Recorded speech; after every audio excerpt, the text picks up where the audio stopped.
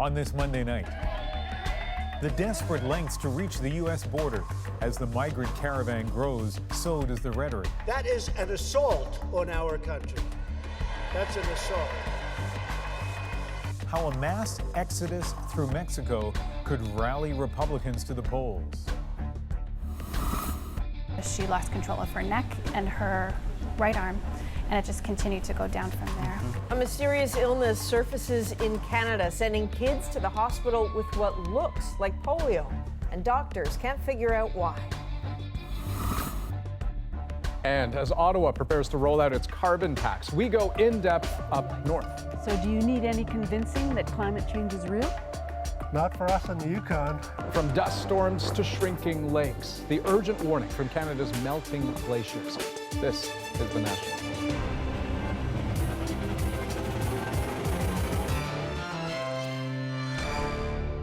Donald Trump is calling it a national emergency. That caravan of migrants moving slowly towards the United States, just 2 weeks ahead of the midterms, immigration is front and center. And the president is talking tough, vowing to cut millions of dollars in aid from Guatemala, Honduras, and El Salvador in retaliation. But the focus of the campaign rhetoric, the growing group of migrants, will not be deterred.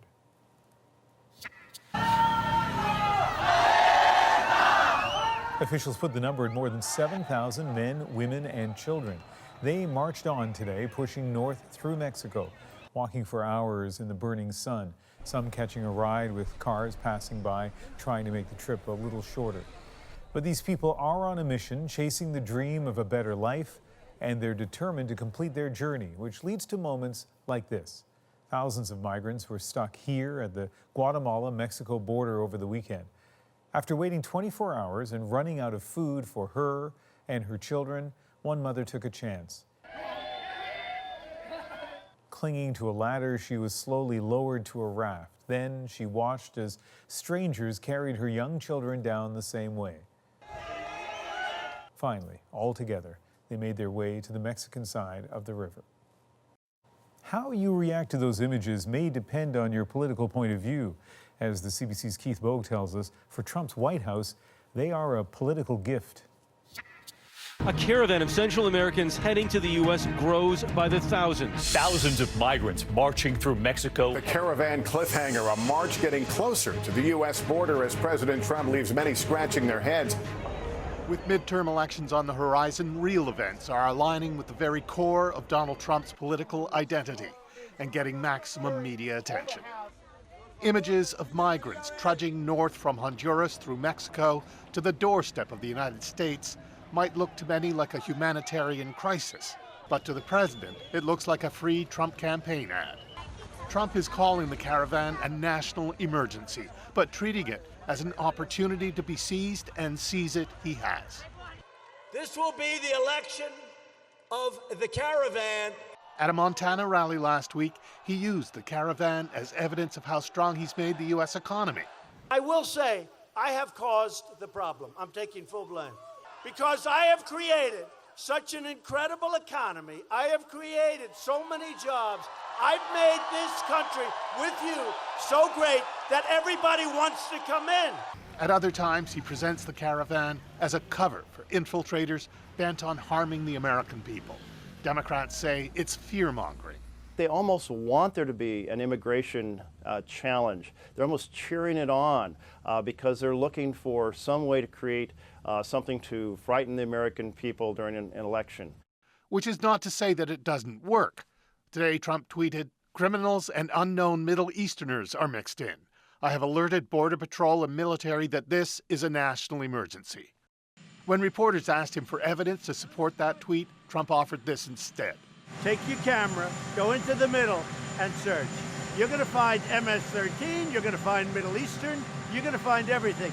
And guess what? We're not allowing them in our country. We want safety. He had no facts, but as always, there was plenty of swagger. And if Trump knows anything, he knows this. His supporters love his swagger. And the election is only 2 weeks away. Keith Bogue, CBC News, Washington. A journalist you're about to hear from was walking with the caravan, documenting the journey. She says she hasn't seen that criminal element Trump is talking about, just people fleeing difficult circumstances. Every person has a story, a reason for setting out on this long and painful trek. There are a lot of people who've suffered extortion. Perhaps they've got small businesses. They've suffered extortion. They have to pay a certain amount, usually an amount they can't afford, in order to be left alone by the gang members. But it isn't just violence. There are stories of people who are struggling to afford basic necessities, who say there just isn't enough work to go around. One man I spoke to yesterday, he was a coffee farmer. He'd had to mortgage his farm, his car, and his house to put his 5 children through school, and even then it wasn't enough. So he's left them all back in Honduras. All the while, Donald Trump is promising they'll never make it across the border. But after they've come so far, the people in this caravan say they refuse to turn back. They just hope against hope. You know, a lot of them are very religious, and they just say, you know, God will let us in. God opens doors. You know, we're in God's hands. It's really a triumph of hope over perhaps experience. They are still a long way from the U.S. border, almost 2,000 kilometers. But many say no matter what, they will keep walking. Here's a look at what else we're working on tonight on The National. A mysterious and serious illness affecting children in the U.S. has come to Canada.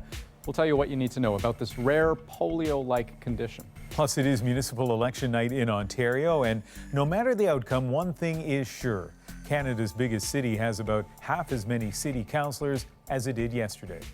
But first, Turkish authorities promised to reveal much more about the Khashoggi case tomorrow.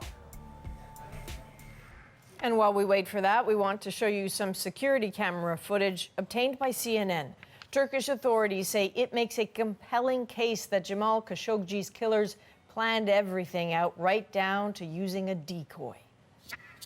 After heading to the consulate with his fiancée, Khashoggi went in and never came out. This man did, though, apparently wearing Khashoggi's clothes. Identified as Mustafa al-Madani, he was seen outside the consulate and around Istanbul. Later, he entered a public washroom and came back out in his own clothes. Turkey believes he was sent to act as a body double, roughly the same age, height, and build as Khashoggi. Al-Madani is a reasonable match at a distance, except for one thing. Khashoggi was gray and balding, while al-Madani has a thick head of dark hair.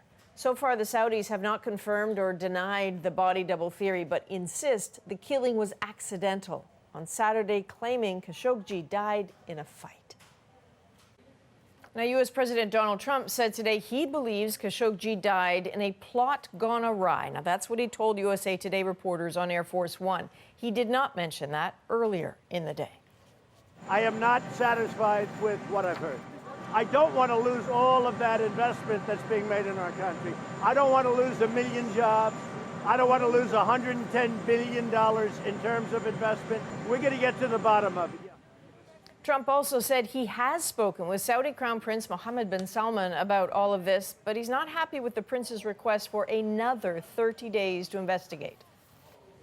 So what about Canada's response? For a country that bills itself as a defender of human rights, some say its reaction to Jamal Khashoggi's murder has been a bit muted. Yes, it's condemned the journalist's murder repeatedly. Yes, it's consulting with allies about possible next steps. But as Katie Simpson tells us, that talk has yet to be backed with any punitive action. Can the government stop the doublespeak and stop arming rogue nations like Saudi Arabia? Canada is considering its options on what to do about Saudi Arabia. We have frozen export permits before when we had concerns about their potential misuse, and we will not hesitate to do so again. Trudeau opened the door to reconsidering the sale of light armored vehicles to the kingdom after holding an emergency meeting on the murder of Jamal Khashoggi and how Canada should respond. Important questions about the entire relationship with Saudi Arabia that need to be asked. The Liberals have defended the $15 billion deal in the past, which has created about 3,000 jobs in London, Ontario, even though it was struck under the previous Conservative government. When it comes to existing contracts, our government believes strongly that Canada's word has to matter. Ottawa's apparent change in tone comes after Germany announced it would not export weapons to Saudi Arabia under the current circumstances. Having the Germans go first makes it a little easier for Canada. It raises the expectations that Canada's going to do something. And we're more in the fact-finding phase. And, Don't expect the Americans to act just yet, says the White House. And after that, the President and the Secretary of State will make a determination as to what we deem to be credible and what actions we think we should take. More clarity is expected from the Turkish president, who promised to deliver a public update on the investigation tomorrow. The Foreign Affairs Minister says she's been in close contact with her international allies about this issue. But until Canada gets more information about what exactly happened to Khashoggi, it won't be making any dramatic moves. Katie Simpson, CBC News, Ottawa. So Canada may be wrestling with its arms deal, but it's not like the Saudis don't have other options. Saudi Arabia is now the world's #1 weapons importer, and these are their biggest suppliers. By far, most come from the United States, everything from missiles to fighter planes and tanks. Britain is the second biggest supplier with ground weapons, aircraft, and ships. Third is France. It also sells ships along with heavy artillery. Well, tomorrow should be an interesting day for Canadians. The Trudeau government is laying out its carbon pricing plan, but specifically how it'll affect those provinces who've decided to go against the grain. But here's the thing, the government knows this will be contentious, so it has a plan to soften the blow. Catherine Cullen has more of those details for us. So Catherine, we know that the plan won't be applied evenly across the country. What can we expect tomorrow?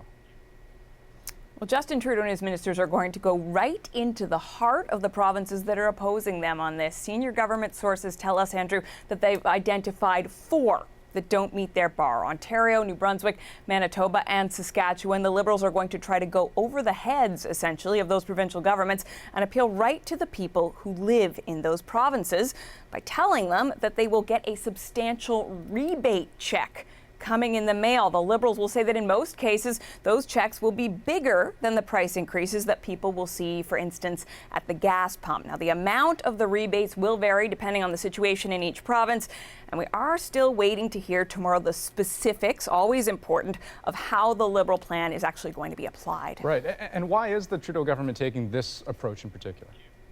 Because they have a bigger battle on their hands than when the Liberals initially committed to this plan. Manitoba, for instance, no longer backing them. They have a major new opponent in Ontario with Doug Ford. He calls this nasty. He says it's the Prime Minister reaching into people's pockets.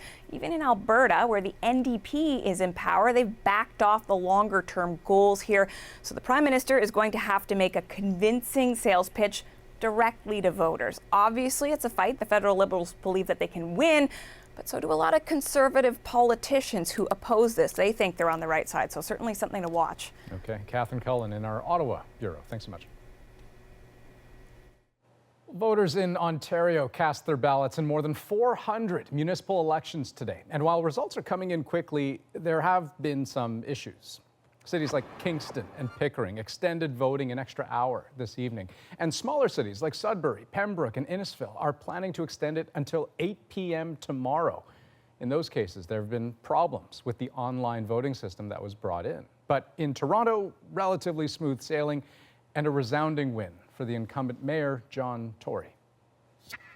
And I want to say thank you to the people of Toronto for their confidence, for their support, for their inspiration, and for this historic mandate that they've given me tonight. Easy call for the CBC Decision Desk, projecting his win. Tory looks to have secured more than 60% of the vote. And Salima Shivji was at John Tory's headquarters in Toronto just as the results came in. A happy and loud crowd here. They started celebrating just 20 minutes after polls closed. And that's when news came that incumbent mayor John Tory had been reelected overwhelmingly with more than 60% of the vote. Now, he talked about that strong mandate in his speech, basically a sign for him that his campaign message of stability and staying the course had worked. But of course, Toronto City Council now looks drastically different. Only 25 wards. A lot of seasoned councillors will be back, but they'll be in charge of much larger areas. Instead of 47 councillors, there'll be only 25. In most cases, one councillor will be in charge of more than 100,000 people. That's like having one councillor for the entire city of Kingston or St. John's. So why did this happen? For too long, the people of Toronto have watched City Council go around and around and around in circles. The Premier starting a battle with Toronto City Council that led all the way to the courts as the legal fight raged on. And even as they cast a ballot today, the issue was on people's minds. For other people, they were so confused by who was running where that I have a feeling the vote's going to be down. There were some terrific young people running when there was 47 seats, and most of them had to drop out, and if they didn't drop out, they don't have a chance. Now's the chance to try to put the past behind them, as the city and the province will have to work together.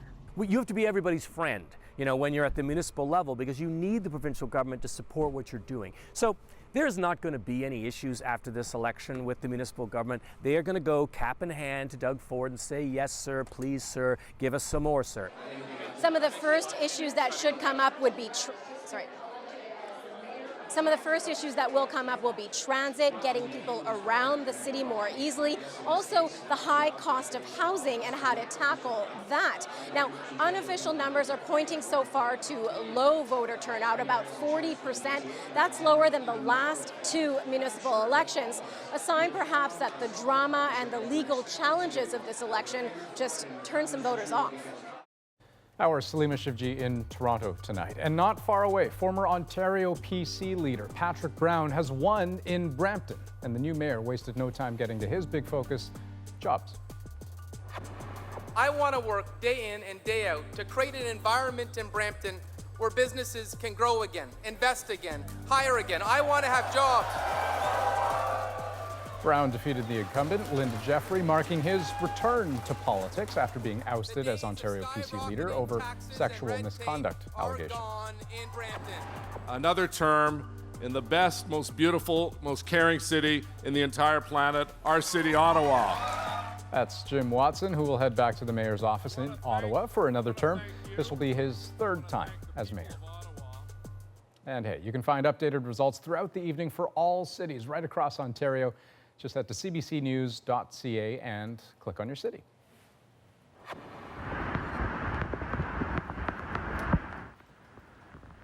Powerful Hurricane Willa has not yet landed on Mexico's southwest coast, but that storm is already clearly making itself felt. This normally picturesque waterfall in the popular beach town of U.S.A. is now a menacing torrent. And in nearby Sayulita, right there, people are preparing for the worst as Willa bears down. And our Johanna Wagstaff joins us now with more on the storm. So how bad is bad? Well, Adrienne, this Category 5 storm expected to make landfall tomorrow evening near Puerto Vallarta, that popular tourist destination for many Canadians, as a major hurricane. It's moving through some very warm waters right now, but some wind shear will hopefully tear it up a little bit, just dropping it to a Category 4 or Category 3. So we're still talking life-threatening winds and flash flooding at the time it makes landfall. This storm was also one of the most rapidly intensifying storms we've ever seen on record. It just strengthened so quickly, and that's not only a trend we've seen this season around the world, but that's a trend we're seeing more and more of in a warming climate. Okay, so as far as named storms go, here we are at W. It's still October. How unusual is that? It's not that common to get to the end of the alphabet list. That's 23 named storms in the northeastern Pacific Basin, and every sort of ocean basin around the world has a different kind of naming convention. But the last time we got to the end of the alphabet in this ocean basin was back in 2005. Globally, this is the 9th Category 5 tropical cyclone this season, and that is tied for second at any point on the record books, Adrian. And I imagine by the time we get to the end of the season, in about a month, we'll be breaking many more records, unfortunately. Okay, Johanna, thanks very much. You're welcome. Still ahead on the National, a so-called straight pride flag flew for a single day in New Brunswick. The conversation between local residents at the base of the flagpole is our moment of the day. Plus, an urgent message direct from Canada's north. Susan Ormiston travels to Yukon to see firsthand the effects of climate change on Canada's glaciers. And a rare, serious disease affecting children in Canada and the United States.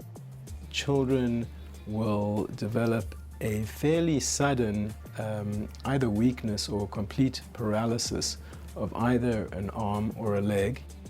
What we know about this next on The National.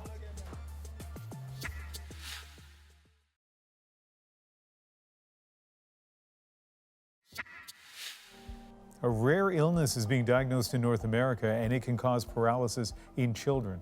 After a small surge of cases in the United States, children are now being diagnosed in Canada. And as CBC Health reporter Christine Birak shows us, what causes this illness and how it's transmitted are not known. For 2-year-old Julia Payne, it started as a common cold. Weeks later, she was having trouble breathing. Then her parents noticed something was terribly wrong. She lost control of her neck and her right arm, and it just continued to go down from there. Doctors later told them Julia had acute flaccid myelitis, a muscle weakening disease that looks a lot like polio. It's extremely rare, but the number of cases appears to be higher than usual this year in both the United States and Canada. South of the border, they've confirmed just over 60 cases and are investigating 65 others. We are seeing a cluster, so perhaps the risk is a little bit higher. At the Hospital for Sick Children in Toronto, doctors have seen fewer than 20 young patients. We certainly have heard colleagues talk about cases in other centres across Canada, but I don't have a sense of exactly what the numbers are. Scientists say the illness is the rare complication or side effect of a common virus. There was a similar jump in cases back in 2014.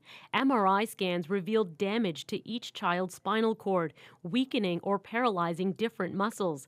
Some cases were traced back to a known enterovirus, but scientists say it didn't explain every case. Well, I think it's frustrating for everybody. It's frustrating for patients. It's definitely frustrating for families. Good job. Some children fully recover from the illness, regaining movement and strength, usually within a few months. For others, the nerve damage can be permanent, and treatments are hard to come by. Julia's parents remain optimistic. We are very encouraged she's improving, which we hope will continue. Doctors say parents should not panic. It only affects about 1 in a million children. Their advice for avoiding it is pretty standard. Remind kids to wash their hands to prevent the spread of viruses. Christine Birak, CBC News, Toronto. Still ahead on The National, a dirty lesson for a good cause. Why kids in New Brunswick are digging through the trash to learn how to reduce waste. Plus, we go in depth. Susan Ormiston takes us to Yukon, where people there are the first to feel the effects of climate change. Andy, people say glaciers recede. That's the normal state of affairs. That's what ice does. What do you say to that? Not at the speed it's doing it at the moment.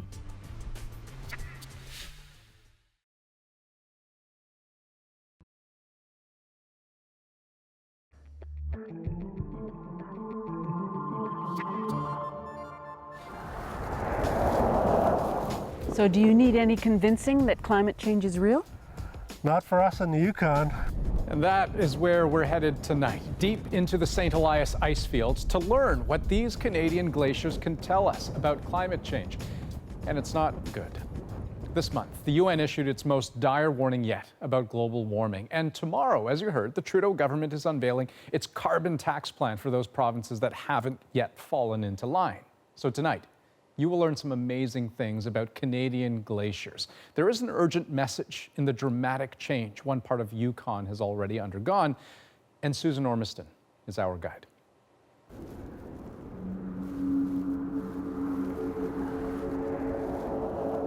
You can barely see the Alaska Highway as the silt whips up from a dry riverbed.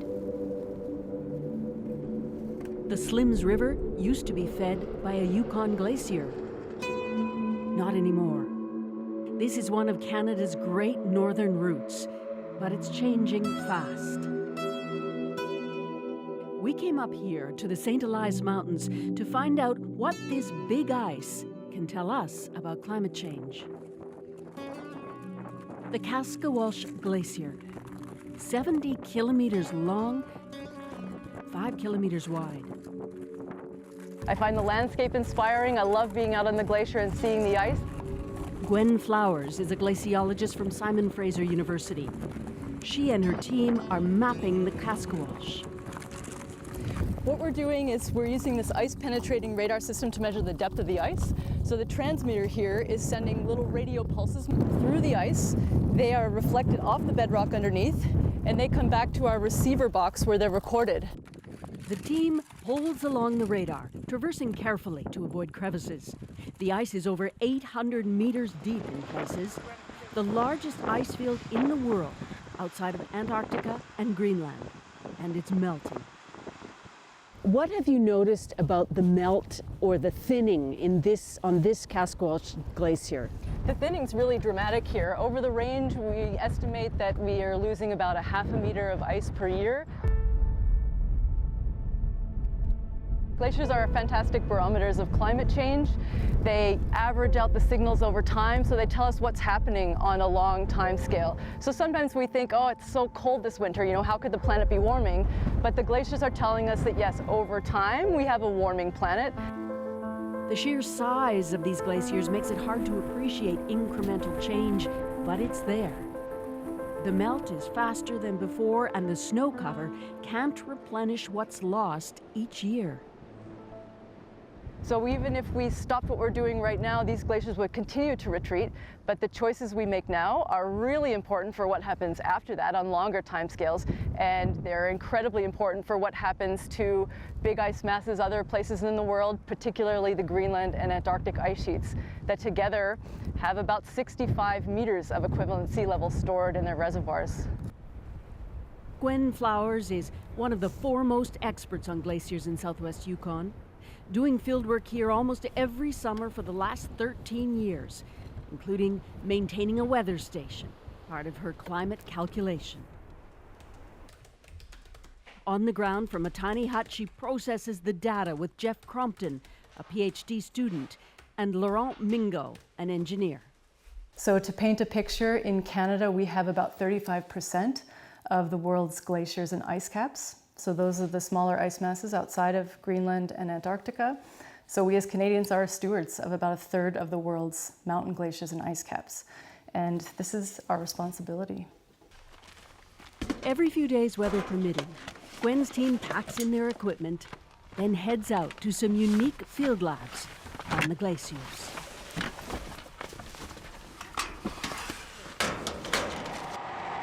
And how old are these glaciers, Gwen? Well, we would have had ice cover here through the last ice age, so this area has been occupied by ice for a very long time.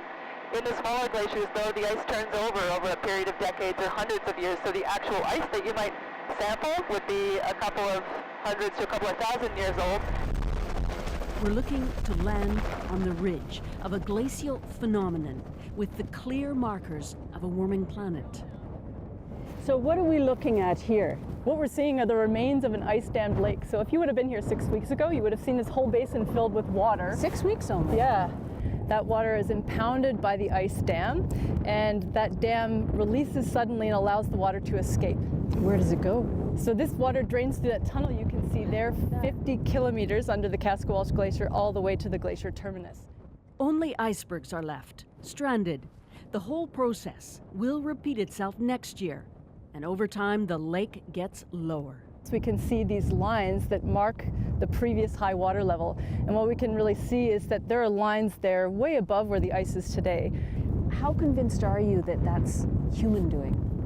A significant component of it is our responsibility, and it turns out that in the last 2 decades, we as humans are responsible for about 70% of the mass loss from small glaciers and ice caps. Hundreds of years ago, there was a glacier coming right down this valley. It's gone. But another one at the top here and around the bend called Glacier 1 is now dying too, at a rate faster than in the past. In these mountains, there's more glacial ice being lost than from any other alpine area in Canada. Here's one stark example. This is the Cascawelsh Glacier back in 1900. Today, its terminus or end is in retreat, so much that the glacial water which used to feed the Slims River has taken another route to a different river, the Cascawelsh, leaving the Slims River basin drier and the lake it feeds, Kluane, thirsty. This area is part of Kluane First Nation, and Bob Dixon is the chief. So what do they call this now? It's not a river. No, it's more, we haven't figured that one out yet, but it's more of just a creek, right? It's just being fed by some of the local creeks here. Yeah. So it's Slim's nothing Desert. like it used to be. Yeah. When the sand's blowing, it's hard to see the crossing this little stretch of highway here.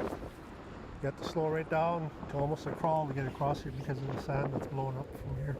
So do you need any convincing that climate change is real? Not for us in the Yukon. For generations, Kluane Lake was filled by that glacial water. But at small communities, Burwash and Destruction Bay, the lake has pulled away from the shore. Boats can't access some parts of it, and spawning areas for salmon and trout have shrunk.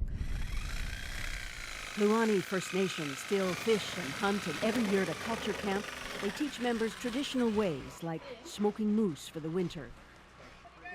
The trout and whitefish populating Kluane Lake have been bountiful, but the lake's future is now a question. Our lake right now is 8 to 10 feet lower than what normally would be at this time of the year. Does it worry you? Well, we're going to have to learn to live with this. We can't change it. Hunting areas, fishing areas, all are changing. So we have to learn all that all over again.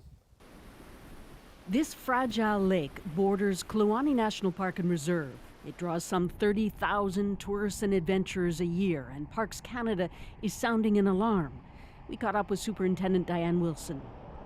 I mean, a 20% difference in area coverage of the glaciers in Kluane National Park and Reserve and the rest of the UNESCO World Heritage Site, that's unprecedented. And in such a short period of time, 60 years, we've never seen that. It is outside the scope of normal. People are so excited to come and visit this wonderful place, but they should know that it's changing. How long have you been running this, Andy? Since '73. Wow, it's almost half a century there. Don't rub it in, dear. Andy Williams came up here to manage the Kluane Lake Research Station. He flew teams into the ice fields. Good. Now his company flies in adventurers and tourists too. Secure. This is a sacred place for Andy. He can name the peaks and the glaciers, and he's watched them change.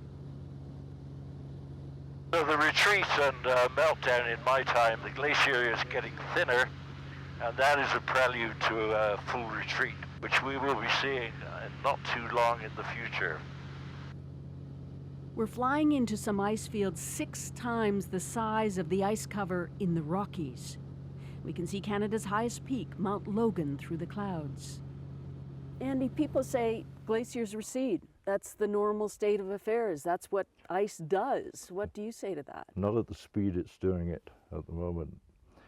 We're noticing further up too, in areas like this, where the melt is making it more and more difficult for us to operate at even at these altitudes. Why should Canadians care about all this ice?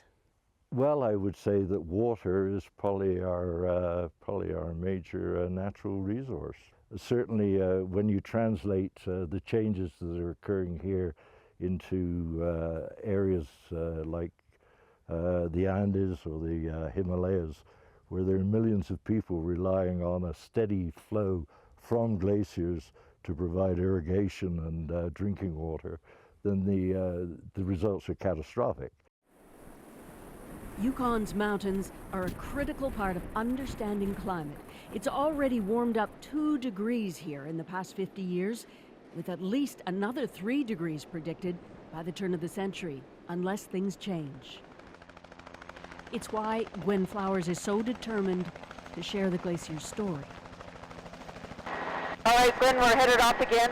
Where are we headed now? We're headed over to a small glacier here that's currently surging. We just found this in July. We can see the craggy tops of a surging glacier. With enough mass, it can move 1 meter a day for a year or 2, and this one is. You know, less than a few % of the world's glaciers surge, so this is a pretty special dynamic, and they really offer us a great opportunity to understand glacier dynamics. Do you like it? I like it a lot. It's so great. Oh, like it's even it's just as good as July, even better. Like, did you see those sheared up tributaries? Oh yeah. I mean, it's just like, it's just amazing. They're setting up a time-lapse camera to watch this glacier over the winter. Out here in the howling wind and bitter cold, these scientists are trying to grab Canadians' attention. So I think as Canadians, given our responsibility to be stewards of this ice, I think we could be doing better. I think Arctic science should be a priority. I think understanding our terrestrial and marine ice should be a national priority. The mountains and their ancient ice have truths to tell about our future. Someone needs to be listening. Susan Ormiston, CBC News, in the St. Elias Mountains, Yukon. And you heard Gwen Flowers talking about glaciers surging. Here's a bit more of her explaining that. Surging is episodic fast flow of a glacier, and what that means is that a glacier will go really fast, 10 to 1,000 times its normal speed for 1 or 2 years, and then it'll slow way down for decades. Really interesting stuff. So fasten your seatbelt and check out the scenery. There is more of this helicopter ride on our YouTube channel.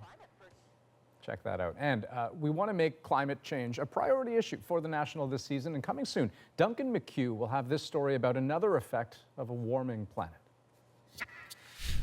I'm east of Churchill, Manitoba, with a team of scientists who've been collecting data about polar bears for decades now. Twice a year, they come here and they tranquilize the bears. Then they start measuring their teeth, they collect blood. But of everything they measure, the story of the bear is really in the fat. These bears just aren't as heavy as they should be. And the reason for that has to do with the sea ice out on Hudson's Bay. Sea ice isn't lasting as long as it used to be, which means the bears are spending more time here on the land and they're going hungry.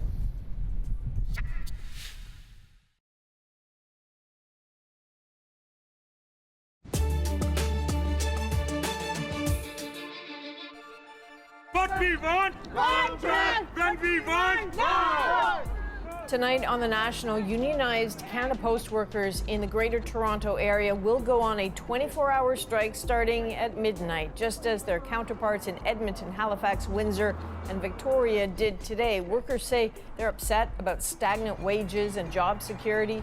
Canada Post says it put an offer on the table, but the union insists it will continue with the rotating strikes. Anything to say, Mr. Raymond? Also tonight, the man accused of killing 4 people in Fredericton proclaimed his innocence in court today. Matthew Vincent Raymond is charged with killing 2 police officers and 2 civilians in a shooting spree in August. He's yet to enter any formal plea, but speaking from the prisoner's box today, he said, quote, "I am innocent due to temporary insanity." The case was adjourned until next week. You will not be erased! You will not be erased! And civil rights and LGBTQ advocates rallied outside the White House today. That's because they're angry the Department of Health and Human Services is looking to limit the definition of gender. According to the New York Times, the department is working on a draft proposal that would define sex based on a person's genitalia at birth with no room for change. If adopted, it would erase federal anti-discrimination protections for more than 1 million transgender Americans. Well, it is a dirty job, but these students in New Brunswick are digging in to get it done. They're sifting through garbage to learn new ways to reduce waste. And as Kayla Hounsel explains, these hands-on lessons are getting some promising results. What do these all have in common? They're all plastic. Plastic! You're right, they're all plastic. In this New Brunswick classroom, the lesson is garbage. Trash talk is encouraged, and students are eager to answer questions. Raise your hand if you think you know why we do this program. To make the world a better place. Something for you guys down there. Jane Burchell is with the Gaia Project, a nonprofit that pushes young people to take action on environmental issues. The kids in this group are in grades 3 and 4 at Hampton Elementary. Before long, they're heading down the hall to the art room. And that's where things get really, well, dirty. So what I'm going to do is pour some garbage into your middle bin. Burchell and her staff dumped the school's entire garbage collection from the day before. This is disgusting! The kids separate the material into the appropriate bins for recycling and composting. I learned that helping the environment is important. Then they weigh it and record the data so they can track their own trash. Burchell says that's what makes the program unique. We are looking through their garbage that they themselves put in the waste system yesterday, so I think it really holds them accountable. I think that students get a lot more from actually digging into the garbage and putting their hands in it and seeing what's there than if I was to stand in the classroom and say, do a lesson and give them a test. After an exercise like this one, the Gaia Project follows up to see how schools are doing. So far, they found a 50% reduction in overall waste in schools where students learn how to track their trash and brainstorm ideas for how they can do better. What you guys did today, you guys were all scientists. Their school already has a strong recycling program, but the students have found they still need to improve. So you can see almost 50% of what we found in the garbage was compost. There was also paper towel that could have gone in the compost. Burchell says school is a starting point because it's where kids generate most of their garbage. But she says this is about more than one school in one town in one province. If they can learn how to recycle here, we hope that they can also bring those lessons back home. And that, she says, is the key to creating global change. These kids have some pretty good ideas too. Having a litterless lunch. How do you do that? Pack all your snacks in containers and water bottles. There we go. They say they'll work hard to reduce the amount of garbage they send to the dump. We are Kayla Hounsell, CBC News, Hampton, New Brunswick. Next on The National, a so-called straight pride flag goes up in New Brunswick for about a day. The conversation between those for and against it is our moment. But first, in case you missed it. 4 years ago today, a gunman killed 24-year-old Corporal Nathan Cirillo before storming Parliament Hill. As Cirillo lay wounded in front of the War Memorial, a stranger remained by his side to comfort him during his final moments. I told him he was loved and that he was a brave man and that he was a good man. Today, 4 years later, Barbara Winters spoke to our colleagues at As It Happens. It's very rare to have an opportunity to have a moment of purity, a moment where there's no artifice, where everything you say and do truly matters, and it matters to somebody other than yourself. And there was nothing else in the world but to try and save his life and to try and provide comfort. I remember that. I remember just focusing 100% on Nathan. I could not have spoken to Nathan if I hadn't run back. There's not a day that goes by that I don't remember, and I certainly have a different understanding of those events now, and I have a very deep understanding of what people who are involved in them are going through.